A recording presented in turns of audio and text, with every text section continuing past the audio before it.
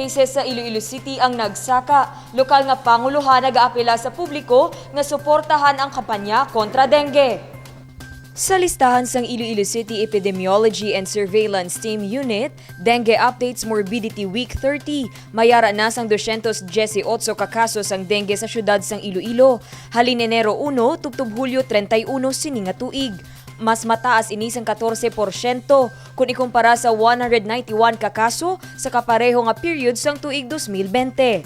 Ang distrito sang Mandurriao ang may pinakamataas nga nagdangat sa 41 ka dengue cases. Ginasundan ini sang Haro nga may 40 cases, pang-tatlo ang La Paz nga may 37 cases, pang-apat ang Molo nga may 31 cases, pang-lima ang City Proper nga may 29 ka kaso sang dengue, pang-anom ang Arevalo nga may 27, pang-pito ang Lapuz nga may 13. Bangod sini, nag-aapila ang Iloilo City Health Office sa publiko nga hindi magkampante. Kung pwede tabi, continue nato ng kampanya sa 4S. Ano 4S? Sick and early consult. Balik pag naglaing pamatya, pakonsulta ka agad. Number 2, self-protection. Magpang-lotion sa mga cough. Ipagtuktukon tamataan mga lungsik, mga lungkan, susod ang balay. Tapos seek and destroy. So, muna ka makita, kita na sa mga building site nila, kag pula naton, ang mga container kami tubig, kag mag-spray kita dira sa palibot, ang atong cutter, tuloy, kay ulit yuhan, kay dira na sa may pamuan, ang maguma, pagwaon, pag-itipon ang guma dira.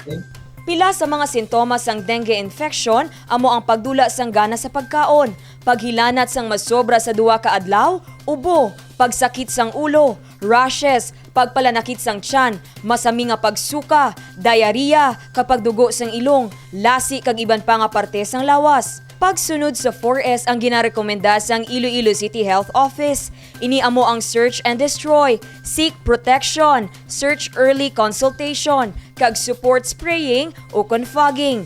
Dapat man siguraduhon nga wala sang nagapondo nga tubig sa panimalay, agud indi pagtiniran sang lamok. Gindayaw sang CHO ang mga barangay nga nagapatigayon sini. Very good na. Sige. Ang napakayo ko na kayo kita sang chemical, masulat na palit sa letter request para amon siya ma-document at ma-inventaryo pala.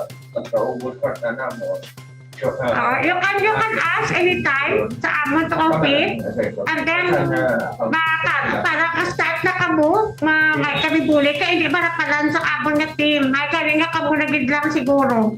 Nahibaluan ang Iloilo City Government ang nagahatag sa mga larvicides pangontra sa lamok. Dane Raffles para sa Level Up Patrol. Barangay San Vicente Haro nakapatubas sang kapin 69 ka kilo nga mga utan gikan sa ila JPT Ediscape Communal Garden. Organisado ang pagtanom sa mga ulutanon sa Communal Garden sang Barangay San Vicente sa Haro. Ini may kalaparon nga 245 square meters nga gintamnan sa mga ulutanon kaangay sang petchay, tangkong, tugabang, dahon kamote, okra, alugbati, talong, katumbal, patola, kalubay, kamatis kag marguso. Ginpayag ni Barangay Secretary Virgie Abanero, dako ang nabulig sang JPT Ediscape project sa ila barangay, ilabi na sa mga kababaihan. Gintukod ang konsepto sang JPT Ediscape para sa katuyuan nga mabuligan taman ang mga pumuluyo sang Barangay San Vicente, ilabi na gid ang mga kababaihan paagi sa urban nga pagpanguma kag organic nga pamaagi, ma'am.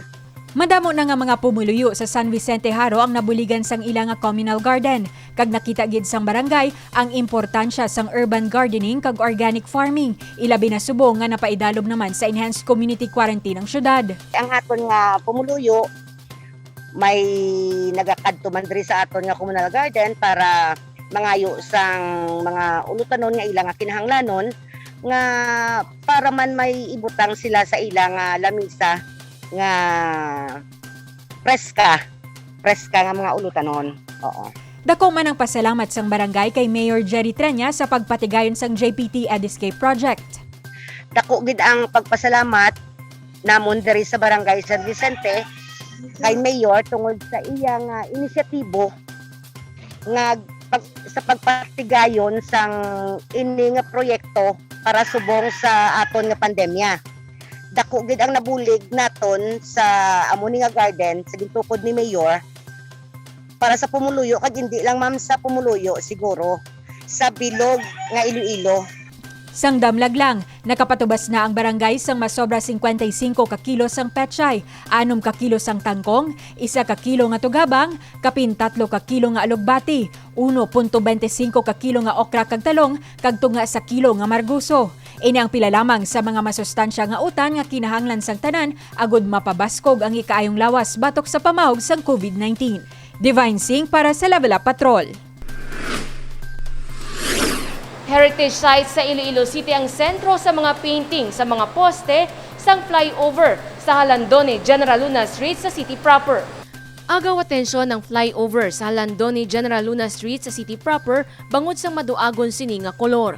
Ginkalipay sang LGBTQ community bangod inspirasyon sila sa pagpinta sang flyover sang nakaligad nga Pride Month. Subong amat-amat naman nga ginapintahan ang poste sang flyover. Mga heritage sites sa syudad ang makitaan diri. Pareho sang Eusebio Villanueva Building sa Calerial, Arroyo Fountain, Casa Real, gazebo sa Molo Plaza, kag madamo pa. Ang mga katapo sang Baysulangpo Society amo ang nagpanguna sa matahom nga painting sa idalom sang flyover.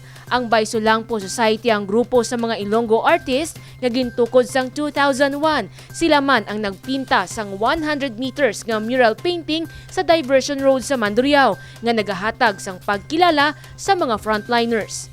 Jennifer Garcia Hernandez para sa Level Up Patrol.